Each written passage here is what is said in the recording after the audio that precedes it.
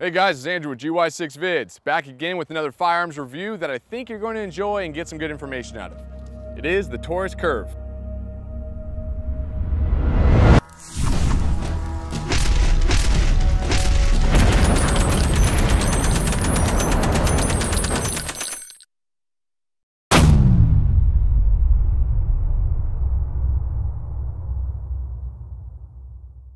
When I first heard about this little firearm, I was very skeptical. I saw pictures of it. It's curved. I mean, the whole gun is curved. And you're looking at it, you're going, what the heck? You're gonna have some really weird shot placement, or it's gonna feel really janky in your hand. Breaking down the details of the gun, you can't let your own personal opinion get in the way of the fact of what the gun's made for. The Taurus CURVE, clearly by looking at it, is strictly made for concealed carry.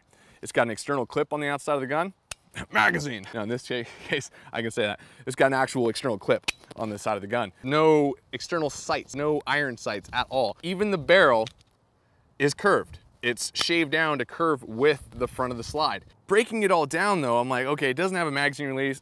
I was like, ah, that sucks. But I'm like, no, that's not what it's meant for. It's not meant for speed shooting or quick mag reloads or anything like that. It's meant for strictly concealed carry. The biggest pro about this gun is it's outside the box. There are so many companies nowadays reinventing the wheel. I mean, I am a huge fan of AR-15s. I like AR-15s, I like AK-47s, I like anything that goes bang or boom half the time.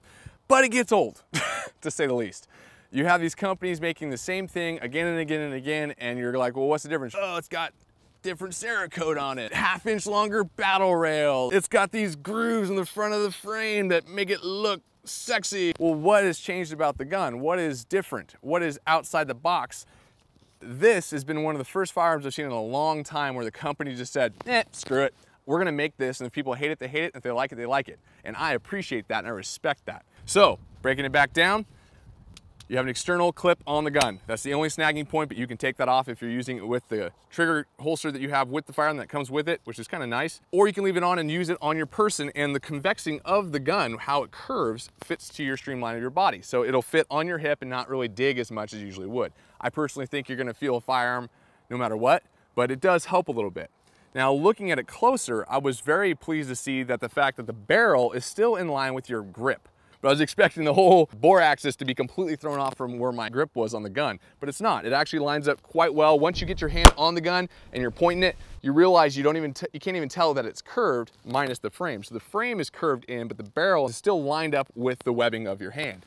Now, another thing, like I said, there's no iron sights on this gun. So the iron sights have been removed, and you have a bore axis sight radius. So you have this white crosshair in the back of the gun. You can see it very clear as day. It's white, and it's also grooved in. It's not just paint, so it's grooved into the frame of the gun. So even if you were to start scratching on it and being abrasive with the backside of the gun, it's not gonna wear off those white lines, and it's gonna cause it to fade. And what you're doing is you're not so much lining the gun up for perfect shot placement.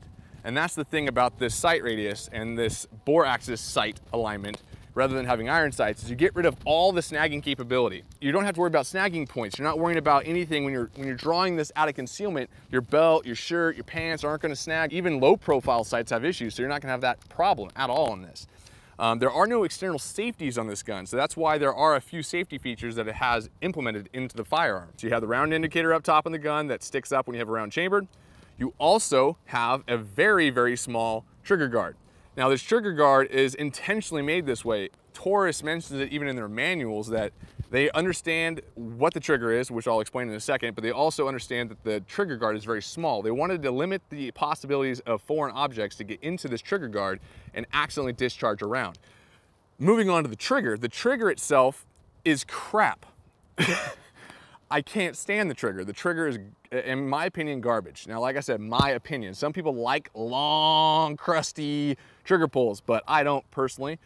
But Taurus even mentions this in their manual. They say, we understand about the trigger pull. We understand, they talk, and this is not verbatim, but they talk about the fact they understand it's a long, janky trigger. Now, I'm not sure if they're saying janky or if they're calling it crap, but they understand the trigger is not the best, and that's what they're trying to get at. The trigger is very long. Once again, nothing in the gun, pointing down range. The trigger, as you pull this, it's like there is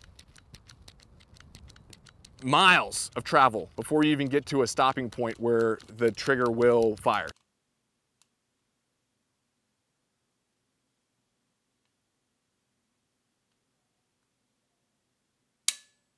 For instance, if something were to happen to go into this trigger guard, foreign object while you're concealed carrying with a round in the chamber, something goes into this trigger guard and tries to depress the trigger, it can move your trigger this far before the trigger will go off. So that is a safety feature. They've intentionally designed it like that. So when you get this gun, if you ever get a chance to shoot one, that is designed for this firearm because there's no external safety, because it's concealed carry, deep concealment carry, so lightweight. It's very easy with a small frame gun to make mistakes because most people are used to a larger firearm. But after you get past that spongy section, which they intended, you get to the back part of the gun and it stops. And then it starts, you just literally have to keep creeping on it, creeping on it, creeping on it, creeping on it, and it breaks. And it's loud. But, you know, in concealed carry situation, you're not looking to be the cool guy on the range. You're not looking to be putting bullet on bullet placement. You're not looking to be, you know, shooting bottle caps off of targets. That's not what this gun is designed for, so don't look at it like that. Granted, you want to aim small and miss small. Don't get me wrong. You want to practice proficiently with a firearm. That's not an excuse not to practice and just be like, ah! That's not what you're looking for. But for this trigger, yes, it's crap in my opinion. I don't like it. It breaks hard, and that's the part I think they could improve on. As it breaks, they claim it's 5 to 7 pound trigger. I think it's more on the upper echelons of 8 to 9 pounds. It's getting up there. It's heavy. It's a heavy, hard trigger to pull. So practice with the gun. Once you get enough practice, you start putting very tight groups when you're in a controlled situation. But remember, a group this big under a stressful situation is gonna be this big. So if you're already shooting this big under calm circumstances, your target's gonna be this big when you're under stress. But moving on from the trigger, you also have a very interesting way of disconnecting magazine. Pinch and pull. So you pinch either side of the magazine and the magazine comes out. Now, another feature of safety on this firearm is if you remove your magazine, you can't pull the trigger. And this was strictly designed by Taurus, so it meets the criterias of certain crappy states. Like California, I believe New York, a couple other ones I'd rather not think about, have magazine disconnect safety laws, and they can't sell firearms in those states unless they have a magazine disconnect safety in the gun. Taurus, I was like, shame on you. Don't conform to their laws. But I look in their manual and they go in a full page of talking about how they do not like magazine disconnect safeties. They strictly added it in the gun to allow it to be used in those crappy states. And if you're a gun lover and you're in those states like I used to be, you'll agree. Whether you have to deal with it or not, you'll agree it's a crappy law and you're in a crappy state for guns. Now, moving on to the rest of the features of the gun. On the side of the gun, you have a selector switch. You push it forward and it turns on a laser on the firearm. There's also lights in the front of this gun. So you have two little LED lights and a laser. Now you can set it with the settings on this firearm. You push the button forward, hold for 5 seconds, and then let it go, and then it'll shut off. And then when you turn it back on, it'll have one or the other, it won't have both. So you can program it to either when you flip the switch forward, you can have it to where it's just laser, or you can have it where it's laser and light, or you can have it where it's just light. It's up to you. The issue is the switch itself. I do not like the switch. It's very easy to flick forward. So you can accidentally turn on your laser while you're concealed carrying or while you're storing your gun. Batteries could run low. Stressful situation kicks in and you're like, oh crap. And you go to grab your gun and now your laser and light doesn't work and you're up that creek without that paddle. So you can accidentally flick it on, but also it's indented in the gun, clearly to keep up with the paces of being very sleek and no snagging points in the firearm. So as you try to flip this forward, you're gonna not have a good purchase on that switch. Under stressful situations, fine motor skills hardly exist. You wanna revert to training. And if you train with a laser only, and you go to draw this out and you can't get your laser on, you're gonna start panicking. So I'm not a big fan of that switch. In my opinion, they'd be hands down better off having a pressure switch somewhere on the grip or on the trigger itself. That way, when you put your hands on the gun, you're actually intending to shoot, your natural grip is gonna turn on that laser or that light laser combo. You don't have to worry about it. Your fine-tuned motor skills don't have to kick in. It's bang, bang, bang. You defend yourself, you drop the bad guy in his tracks, and you move on with your happy, joyful life. I'm gonna get into some precision shooting now and show you what I can do with the gun. Now, obviously this is me. Everyone's gonna be different person to person. You could be better, you could be way worse. It just comes down to practice with the firearm. We are loading this mag up with some G2 Research 380 ACP rounds. This will show if we have pretty reliable feeding on the feed ramps of this gun. Okay, seating well. Let's see what happens.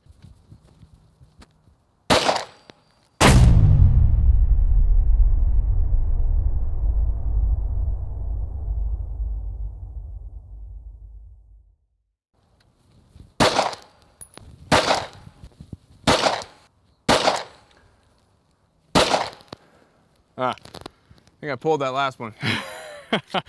Trigger, still I'm stating, like I said before, I'm not a big fan of. It's a hard break. It's like waiting, and gah. Okay, we got 6 more in the magazine. An interesting thing about this is it's right hand only, so the curve is for the right-handed shooters. I, however, am an ambidextrous shooter. I'm dominant left hand, but I also train right, so I shoot left or right-handed. I'm gonna try it left-handed now with my more dominant hand and see how accurate I am with it, and see if that curve on the gun is throwing off my grip at all.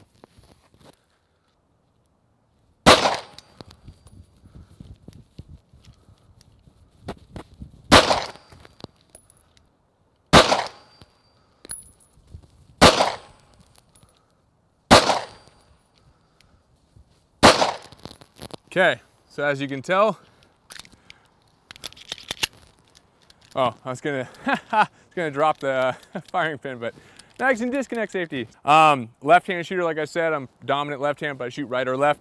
With my dominant hand, I have no problem with accuracy with this gun. First shot, kind of got used to the trigger. As you go, you get better and better. Left, right, targeted attacks, pulling on target. Okay, so I have one low left and then one almost dead center. So we've closed the gap a little bit more. We want to make this more like a real life situation. This is 5 yards or 15 feet. I was at 21 feet at 7 yards. Got 6 rounds. Let's try some double tap. See what happens. So far, no failures to feed though, which is good. All right, so scanning right, scanning left, scanning right, scanning left. Okay, so dominant hand at 15 feet, pushing on target, bullet on bullet. Not bad. All in all, I would say Taurus CURVE, for what it is and nothing more, which is a concealment only pistol, I think they actually have something going here. Am I a fan of the curved part of the gun? Not really. Will I consider this one of my favorite firearms to conceal carry? Most likely not. For one, I'm not a big 380 ACP fan, and it's only chambered in 380 ACP, and I'm not a big fan of that. Now, is this firearm bad? No. I'm gonna say this is a home run for Taurus in the fact that they thought outside the box, thank you. They are designing something different, thank you. They've designed this strictly for concealed carry, and they've designed everything around that, so thank you. 3 big things I like. A lot of the features on this for the concealed carry aspect are great. I do like the fact that there's no snagging points. I do like the kind of cool aspect of just training yourself to point and shoot with your firearm, but yet still having a bore axis sight radius where you're gonna get a good torso size impact and guarantee that shot if you train with the firearm. Point and shoot is how most people respond when it comes to an attack. So, you know, people freak out about that. I guess they could make a model with iron sights. I think that'd be a cool option to maybe have some mounts, sections to mount iron sights, to have that option to remove them or keep them. I think that would be a positive addition to this firearm, along with the pressure switch rather than the little switch on the side that's janky. Magazine disconnect safety though, gotta go. You know, if a crappy state doesn't like firearms, I don't think we should design a firearm around their rules. But overall for the firearm, I'm gonna say 1 thumb up, 1 thumb sideways. I'm not gonna say negative, I'm not gonna say positive. It's leaning towards a little bit more of just 1 up, 1 down. Because I don't like certain major aspects of the gun. The switch, you know, it's a failure point. Magazine disconnect safety, huge failure point. But for outside the box thinking, 2 thumbs up. For being different and not giving a crap what people think, 2 thumbs up. I appreciate that fact. It takes some cojones and I like it. Is the gun as bad as I thought it was initially? No. I thought this was gonna be like, oh, it's a curve. Thank God it's curved because maybe I can throw this thing into the wilderness and it'll boomerang back to me if I ever want it again. But I'd say its #1 best feature of this firearm is its outside the box thinking. And that's what we need to have if we're gonna see progression in the firearms communities. We need people to take the risk to build something unique and, you know, take that punch if people don't like it. My hat's off to you on that one. This has been the Taurus CURVE 380 ACP. Hope you appreciate the review. If you like these gun and firearm reviews, click that thumbs up button. Helps me know that you guys like what I'm doing. I'm gonna get some more practicing on this thing. All right, guys, I'll see you next week.